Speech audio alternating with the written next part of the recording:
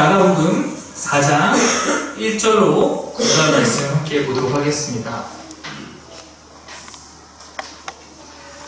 네, 오늘은 한번 교독해서 읽을 텐데요. 제가 먼저 읽고 여러분이 그다음에 읽고 마지막으로 함께 읽도록 하겠습니다. 제가 먼저 읽겠습니다. 예수께서 다시 바닷가에서 가르치시니 큰 무리가 모여들거늘 예수께서 바다에 떠 있는 배에 올라 앉으시고 온 무리는 바닷가 육지에 있더라. 예수께서 여러 가지 일을 가르치시니 그 가르치시는 중에 그들에게 이르시되 들으라. 씨를 뿌리는 자가 뿌리러 나가서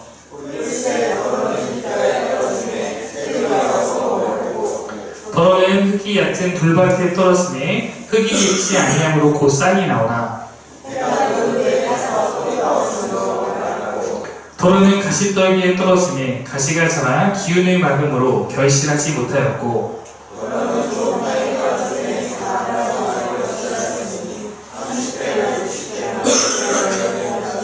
같이 읽겠습니다. 또 이르시되 들을 귀 있는 자는 들으라 하시니라. 아멘. 오늘은 우리 비유에 대해서 오늘부터 함께 나누려고 합니다. 가치관에 대한 설교 시리즈가 끝나면서 어떤 설교를 다음에 나눌까라고 생각을 계속 했었는데 어떤 성경책에 강해 설교식으로 다루는 것보다 그것에 앞서서 먼저 예수님의 가르침 가운데 그래도 우리가 조금 더 쉽게 다가갈 수 있는 비유라는 것들을 우리가 하나하나 다뤄보려고 합니다.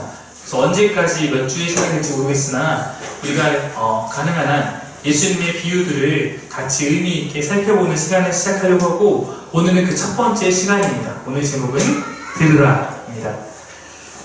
여러분, 예수님은 이야기의 대가셨고 기독교 교육이라는 이런 전공도 있고 그런 수업을 들으면 기독교 교육이란 결국은 예수님이 어떻게 가르치셨나 그 가르침의 모델에 따라서 우리가 어떻게 교회에서 신앙교육을 해나갈 것인가 라는 것을 배우는 것입니다.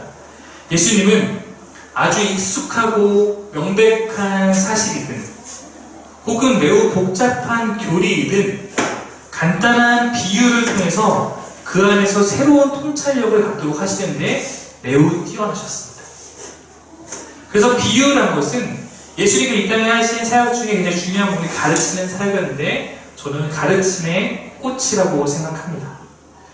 제가 예전에 학교에서 공부할 때 수업 시간에 작은 논쟁이 있었습니다. 그것은 예수님의 학습 방법, 특별히 비유로 말씀하신 이유가 무엇인가에 대한 논쟁이었습니다. 여러분, 예수님께서 왜 비유로 말씀하셨을까라고 생각하시나요? 한쪽에서는 이런 의견을 냈습니다.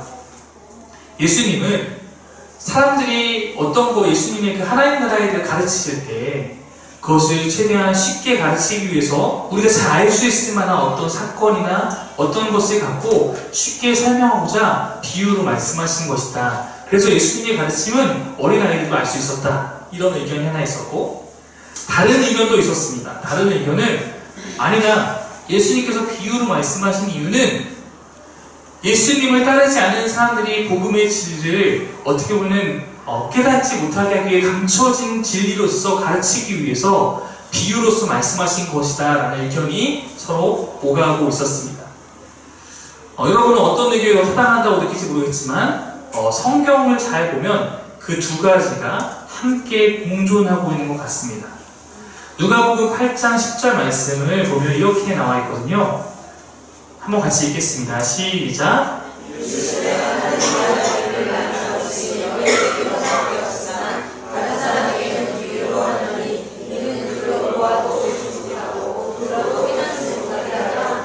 아멘. 쉽게 말하려는 것은 쉽게 이해가 되실 것 같아서 이거는 그렇지 않은 이유에 대한 성경 부분인데 하나님 나라의 비밀을 말하는 것이 너희는 예수님 앞에 모여있는 사람들입니다. 그러나 다른 사람은 예수님을 따르려고 하지 않고 모여있으나 예수님이 어떻게 말하는 걸 한번 꼬집어 볼까 라고 하고 있는 그런 외인들에게 그들에게 비유로 가르치는 이유는 보아도 보지 못하고 들어도 깨닫지 못하게 하기 위함이다 이렇게 말을 하고 있는 것입니다. 쉬운 말로 설교를 예로 들면 이렇습니다. 설교자들에게도 특징이 다 있습니다. 보통 이제 어린이 설교를 하는 분들이나 굉장히 쉬운 설교를 하시는 분들은 예화를 참 잘 사용합니다. 예화를 사용할 경우에 설교의 요점을 쉽게 이해하는데 굉장히 유익합니다. 그러나 반대로 오히려 예화만 남아서 예화에만 꽂혀서 그 예화 너머에 있는 진짜 설교에 다가가지 못하는 경우도 발생할 수 있는 것입니다. 즉 내가 이 말씀이 어떤 말씀인가 사모하는 자들에게는 그 사모한 가운데 혹시 그 말씀의 진리를 이해하기 어려운 순간 비유가 바로 그것에 연결해주는 좋은 통로와 다리가 되어줄 수 있습니다. 그러나 말씀의 진리에 관심이 애초에 없어요. 그러면은 이 비유를 해도 그 말씀의 진리에 다가가지 못하고 오히려 주변만 맴도는 하나 예수님 사소한 이야기 하시나 보다 라는 것에 불과할 수도 있다라는 것입니다. 그러므로 비유는 오늘 이곳에 모여서 하나님의 말씀을 사모하는 우리에게는 하나님의 비밀을 알 수 있는 중요한 수단이고 때로는 들어도 하나님의 진리를 이해하지 못하는 감춰진 진리의 역할을 하게 되는 것입니다. 하나님 나라는 밤중에 몰래 찾아온 도적과 같다. 네. 이제 그 말씀을 통해서 우리는 그 안에 하나님 나라의 특성과 진리를 발견할 수 있겠지만 어떤 전혀 관심 없는 사람에게는 그걸 도저히 어떤 의미인지 알 수 없는 것과 마찬가지입니다. 설교의 대가로 불리는 존 메가더라는 목사님은 비유에 대해서 이렇게 말하고 있습니다. 비유는 단순한 이야기가 아니다. 비유는 들을 귀가 있는 자들에게는 진리를 예시하고 명료하게 하는 효력을 발휘하지만 그리스도를 반대하고 거부하는 자들에게는 그와 정반대되는 효력을 발휘한다. 상징적인 가르침은 그리스도의 의도를 이해하려는 마음이 없는 사람들에게는 진리를 감추는 기능을 한다. 이것이 예수님의 비유로 가르치신 이유이다. 그것은 불신앙과 냉소와 무관심으로 그분의 가르침을 무시했던 사람들에 대한 하나님의 심판이었다. 이렇게 말하고 있어요. 이것이 비유가 하는 여러분 이중적인 기능과 이중적인 목적입니다. 비유는 스스로 의롭다고 생각하고 자신의 이해에 만족하고 있는 사람들, 예수님의 가르침을 받아들일 마음이 없는 사람들에게는 진리를 감추고 어린아이와 같은 순전한 마음으로 하나님 앞에 서서 믿음으로 열심히 가르침을 받아들이고자 하는 사람들에게는 즉 의에 줄이고 목이 마른 자들에게는 하나님의 진리를 밝히 보여주는 그러한 방법인 것입니다. 마태복음 11장 25절 26절 세 번역 성경으로 한번 제가 읽어드리겠습니다. 그때 예수께서 이렇게 말씀하셨다. 하늘과 땅의 주인이신 아버지, 이 일을 지혜 있고 똑똑한 사람들에게는 감추시고 어린아이들에게는 드러내어 주셨으니 감사합니다. 그렇습니다, 아버지. 이것이 아버지의 은혜로운 뜻입니다. 스스로 지혜 있다고 했던 당시의 바리새인들이나 서기관들은 오히려 하나님의 진리를 이해하지 못하는 경우가 많았으나 때로는 어린아이와 같은 사람들도 사실 이 어린아이는 그냥 단순히 어린아이라는 것이 아니라 이것 또한 하나의 상징으로 성경의 어린아이라고 하는 것은 대부분 약간은 작은 자 혹은 미련한 자 이것과 상통하는 의미가 되는 경우가 많이 있습니다. 그런 자일지라도 흔히 우리가 말하는 사람들을 일자 무식이라도 하나님 은혜에 반응할 수 있는 것은 하나님께서 그런 사람에게는 오히려 하나님 안에서 반응할 수 있는 은혜를 주셨기 때문입니다. 당연히 이곳에 모여서 함께 예배하는 오늘 우리의 목표는 비유를 통해서 우리가 하나님의 진리에도 한 걸음 나아가는 것입니다. 그것을 사모할 때 우리가 오늘부터 함께 나누게 된 비유들은 우리에게 매우 유익한 하나님의 진리로 다가서는 가르침의 통로가 될 것입니다. 그럼 여러분, 비유를 해석하는 데 있어서 정답이 있을까요? 비유의 해석에 정답이 있을까? 즉, 객관적인 비유에 대한 해석이 가능할까? 비유를 정확하게 이해하는 것이 가능할까? 라는 질문을 설교자들은 또 신학생들의 신학자들은 그 청중들은 해볼 수 있습니다. 그 성경 해석이 가능할까라는 것과 동일한 질문입니다. 저는 만약에 이 가운데 제가 설교 전할 때 제 비유에 대한 해석만이 옳다라는 생각은 하지 않습니다.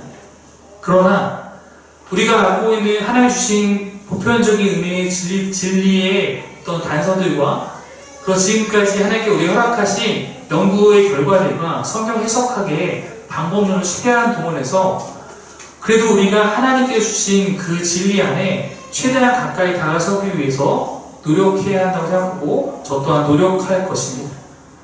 신중한 성경 해석과 주해 그리고 그리스도의 말씀을 전하고 들으려는 진실한 마음을 갖고 우리가 오늘 그 비유 안에 한 걸음 더 나아갈 수 있기를 소망합니다. 고린도서 2장 7절부터 8절 한번 같이 읽어볼게요. 읽겠습니다. 시작. 우리는 비밀로 감추어져 있는 하나님의 지혜를 말합니다.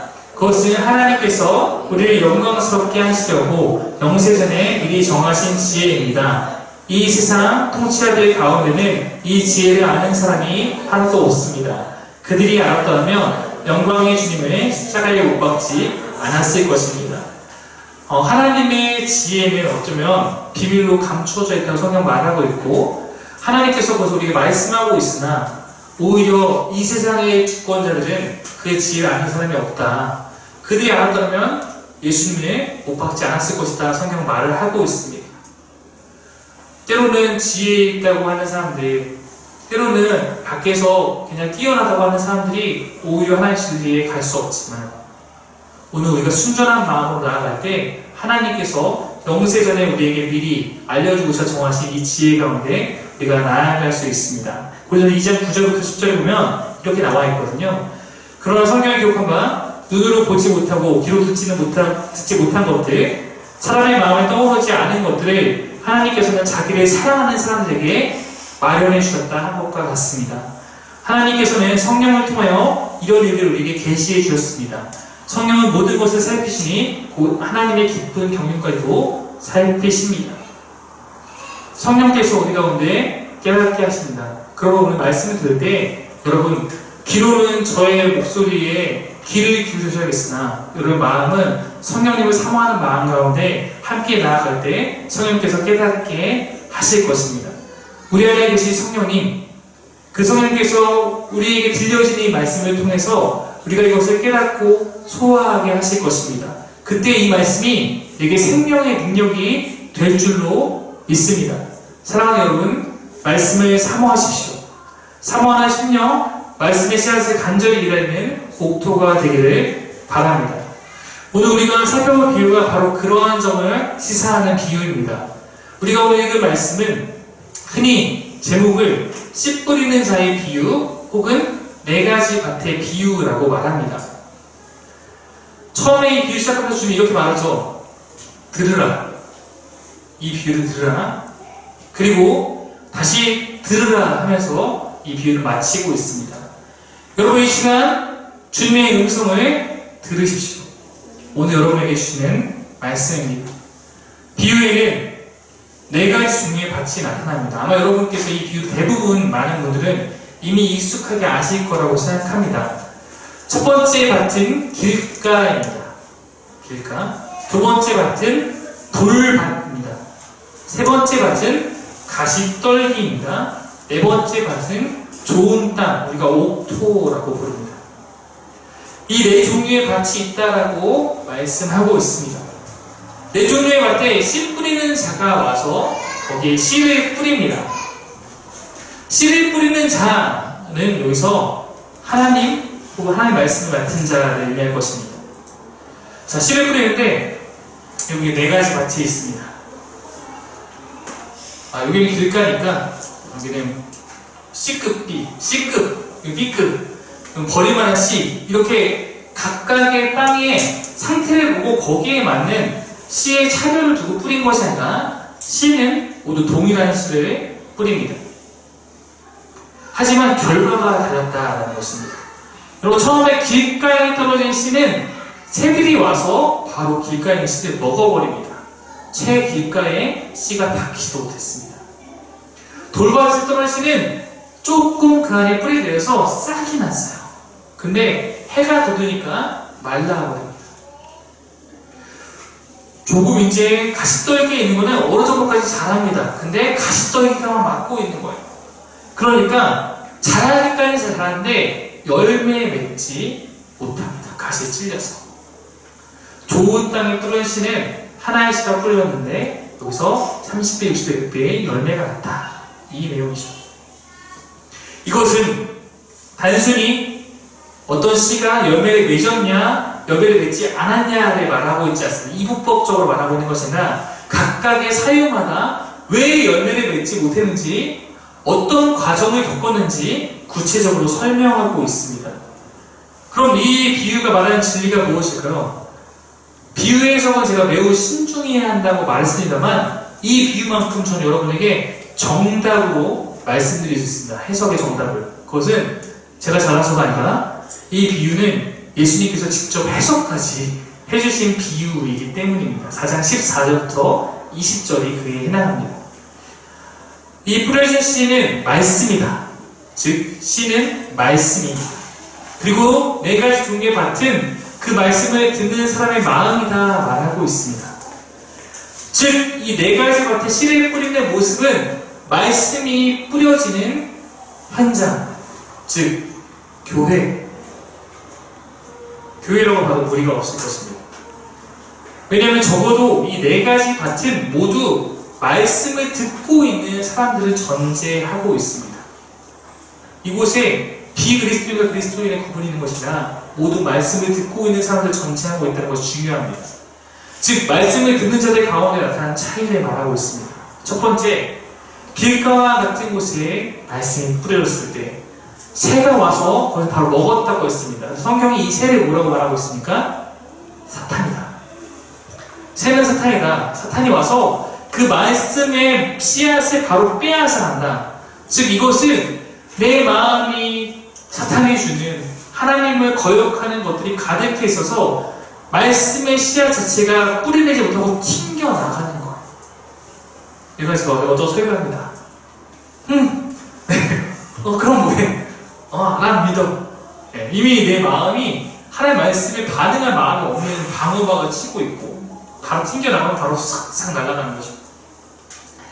아마 이런 사람에게는 오늘 이 자리에 설명하는 것이 제가 아니라 예수님이라고 해도 여러분에게 변화가 없을 것입니다. 왜냐면 예수님 앞에서도 변화하지 않은 수많은 사람들이 있었기 때문입니다.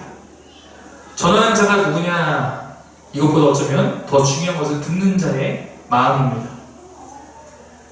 만약에 전하는 자가 중요하다고 하면 예수님이 전했을 때 모든 사람이 다 변해야 될 텐데 그렇지 않았던 것. 예수님의 말씀에 아마 귀가 닫아 들은 제자 가운데서도 가룟유다 같은 사람이 나왔던 것. 지난주에 말씀처럼 바울이 설교했을 때도 율도고란 천명이 졸다가 떨어진 거 봤을 때 전하는 사람의 역할도 중요하지만 거기서 끝나는 것은 아니다라는 것을 우리가 알 수 있습니다. 설교자로서 저는 이 자리에서 최선을 다해서 말씀을 전하는 것이 제가 하고 있는 예배입니다. 그리고 여러분도 그곳에서 지금 예배하고 있는 것입니다. 저는 진짜 참된 씨를 뿌리기 위한 노력을 하는 것이고 여러분은 그 말씀에 반응하기 위해서 최선을 다해야 하는 몫이 있다는 것입니다. 제가 지난 시간 저의 젊은 시절 오핀의 열정을 말씀드린 바 있습니다. 그런 성경책에 오핀을 하나 꽂고 다녔다고 얘기하지 않았습니까? 그런 열정들이 여러분 안에 있을 때 여러분이 더욱더 하나님 자라갈 수 있다는 것입니다. 여러분이 만약에 길가와 같다면 여러분은 아예 마음이 닫혀있는 상태고 혹은 듣지 않고 이게 결단한 것입니다. 여러분 컵이 있습니다. 컵이 있어요. 물이 담겨있는데 장대비가 쏟아져도 내 마음의 문이 이렇게 닫혀있으면 이 안에 난 단 하나의 물방울도 들어가지 않습니다. 내 마음의 문을 열 때 이 안은 가득 금방 채워지게 되는 것입니다. 하나님께서 우리한테 은혜를 주시고자 하여도 마음이 닫혀있는 사람에게는 어찌할 방법이 없다라는 것입니다. 그러나 내가 마음의 문을 열기로 한 순간 누구나 말씀 앞에 변해갈 수 있습니다. 이것이 길가에 대한 교훈입니다. 두 번째, 어디입니까? 두 번째는 돌밭입니다. 돌밭은 아주 아시겠지만 그렇게 얇습니다. 말씀을 들으면 즉시 반응합니다. 즉시 기쁜 마음으로. 그러나 그 속에 뿌리가 없어서 뿌리가 내려가지 못해서 환란이나 박해가 일어나면 곧 넘어지는 자다라고 말씀하고 있습니다. 저도 그래도 지금 사역의 길에 계속해서 가고 있으면서 어느 교회에 이렇게 가보면 은혜를 참 잘 받으시고 잘 반응하시는 분들이 있습니다. 그런데 그 중에 그 반응만큼 또 쉽게 변하시는 분도 볼 때가 있습니다. 업앤다운이 굉장히 심한 분들이 있을 수 있다는 거예요.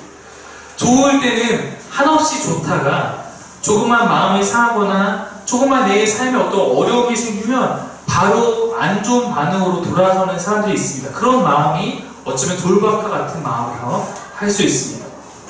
누군가는 이런 상태를 이끌어서 이것은 영적인 조울증과 같다라고 이야기했습니다. 내 기분이 나를 좌지우지하는 것입니다. 기분에 따라서 신앙생활 잘할 수도 있고 내 기분에 따라서 신앙생활을 못할 수도 있는 이런 상태를 의미합니다. 여러분, 근데 기분에 따라서 반응하기 시작하면 우리 모두는 한계에 부딪힙니다. 왜냐면 우리는 인간이기 때문에 모두가 기분이 안 좋은 상황이 발생하고 신앙생활은 평탄대로를 걷는 것이 아니기 때문입니다.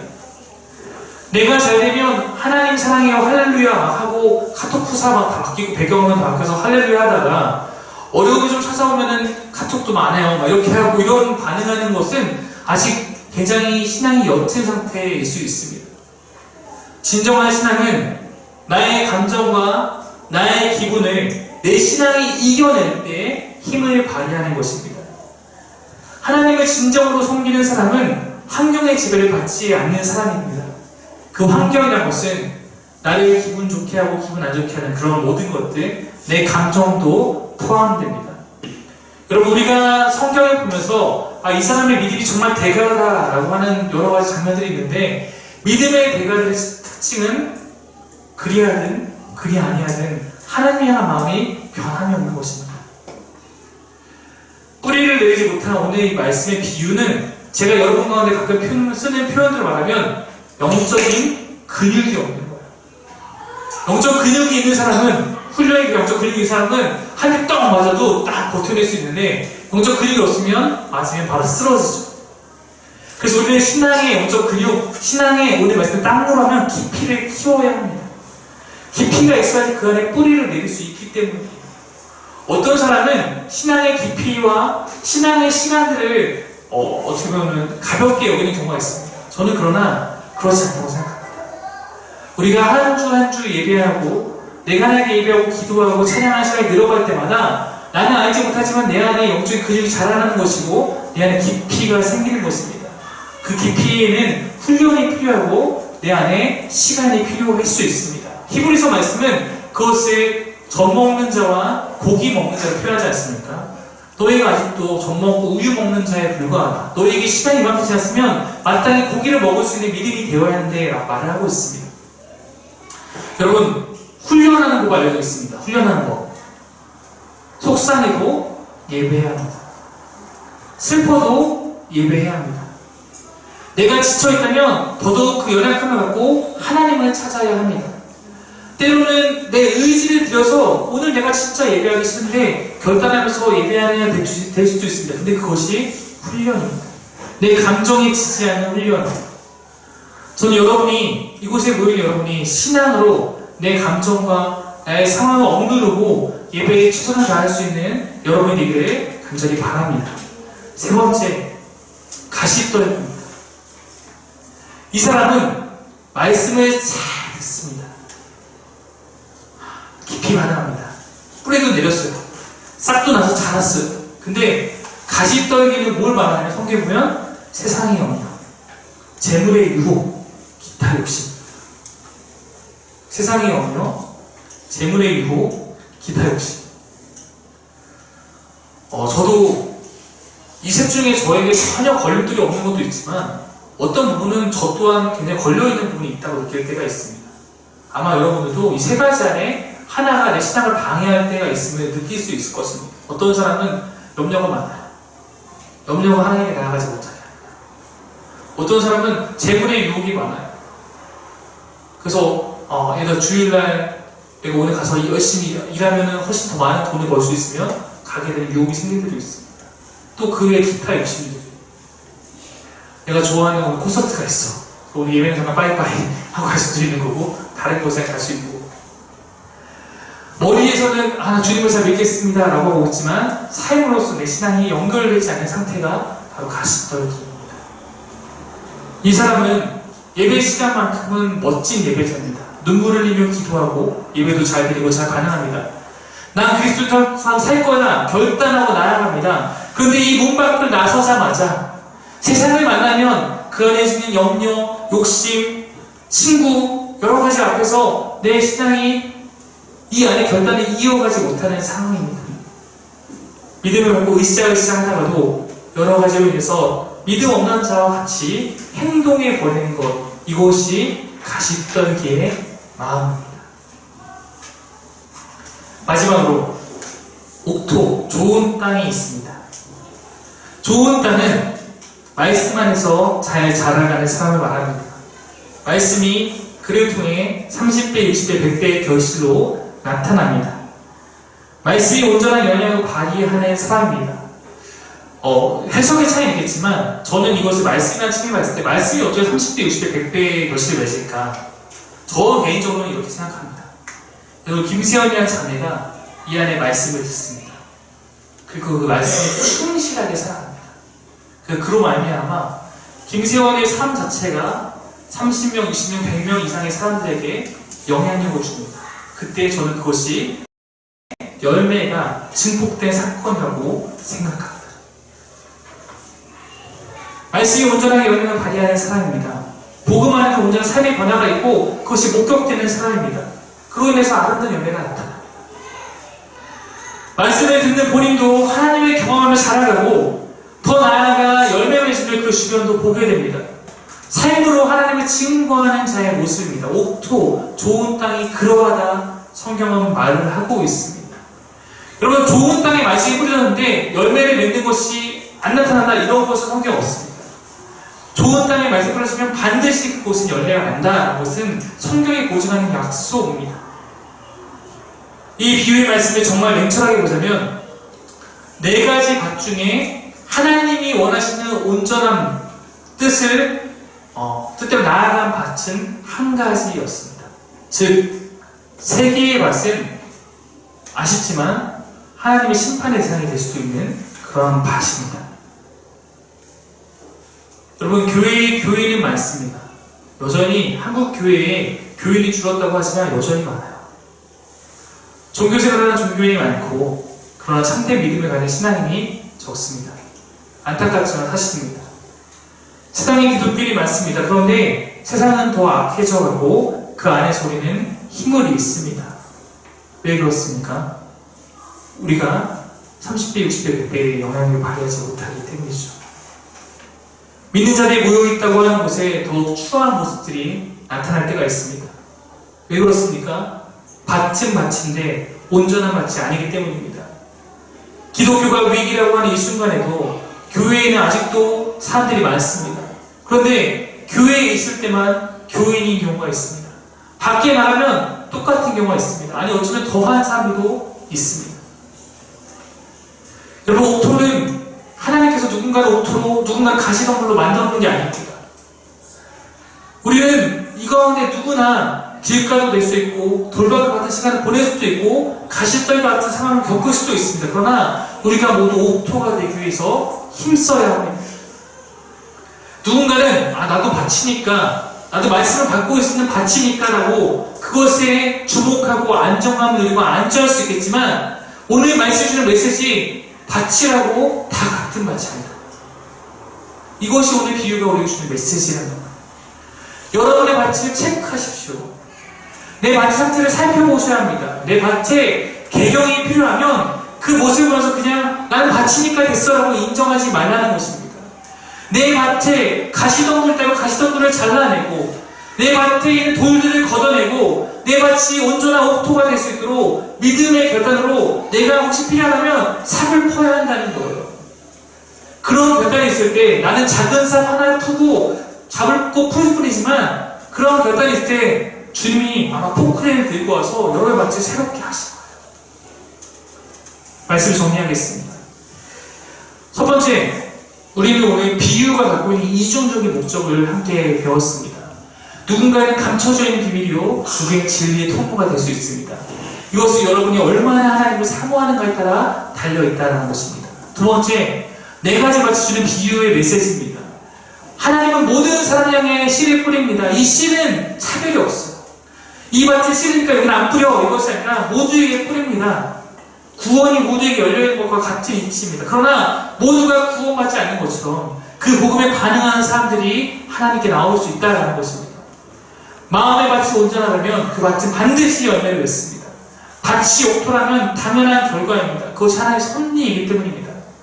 그러므로 우리는 난 열매를 맺기에 힘쓰는 삶보다 더 중요한 것은 내 밭이 좋은 땅이 되는 것. 좋은 땅이 되면 난 반드시 열매를 맺습니다. 네 종류의 밭 가운데 열매 맺지 못하는 세 종류의 밭을 설명할 때 오늘 말씀은 부정과거 시제를 사용하고 있어요. 헬라어로 보면 과거 시제입니다. 그러나 좋은 땅에 떨어진 씨앗의 상태에 대해서는 싹이 나고 열매를 맺는 이라는 미완료 시제나 자라나고 번성하는 현재 시제를 사용하고 있습니다.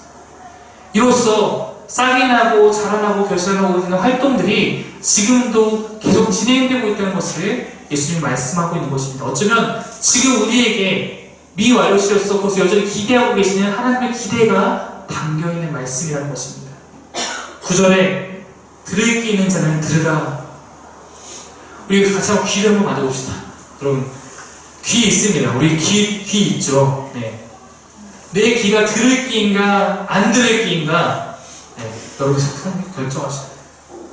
귀는 다 있으나 들을 귀가 되어야 합니다. 들을 귀랑 해서 주님은 들으라 말씀하고 있기 때문입니다.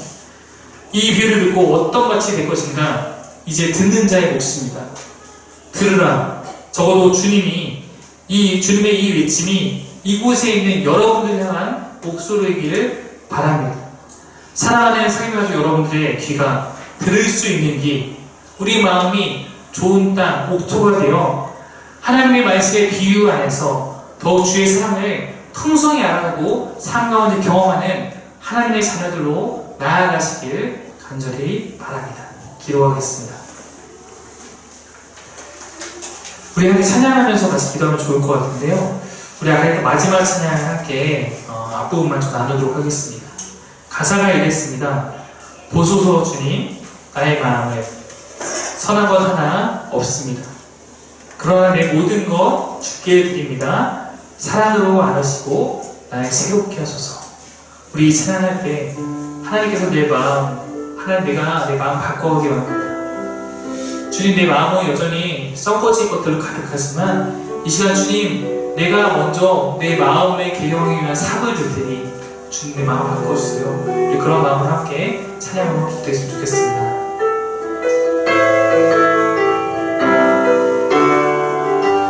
보소서 주님, 보소서 주님, 나의 마음에 선한 것 하나 없습니다. 원하는 모든 것 주께 드립니다. 사랑으로 안으시고 날 새롭게 하소서. 보소서 주님, 내 마음에 선한 것 하나 없습니다. 그러나 모든 것 주께 드립니다. 사랑으로 안으시고 날 새롭게 하소서. 아멘. 주님 마음 내게 주소서. 내 아버지 주님 마음 내게 주소서. 나를 향하신 주님의 뜻이 이루어지도록 주님 마음 내게 주님 마음 내게 주소서. 주님 마음 내게 주소서. 내 아버지 주님 마음 내게 주소서. 나를 향하신 주님의